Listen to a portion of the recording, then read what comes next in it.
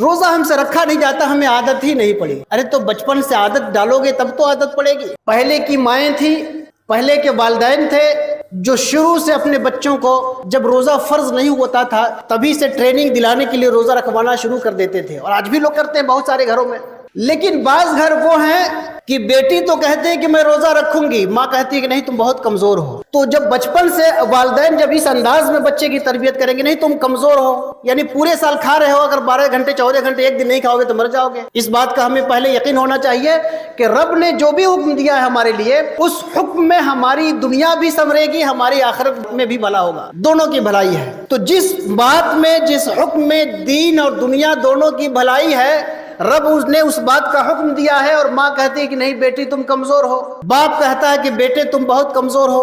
تو جب بچپن سے ہم اپنے بچوں کی تربیت کر رہے ہیں کمزور ہو، روزہ نہ رکھو، روزہ رکھا نہیں، پھر بعد میں کہتا ہے ہم سے روزہ رکھا نہیں جاتا۔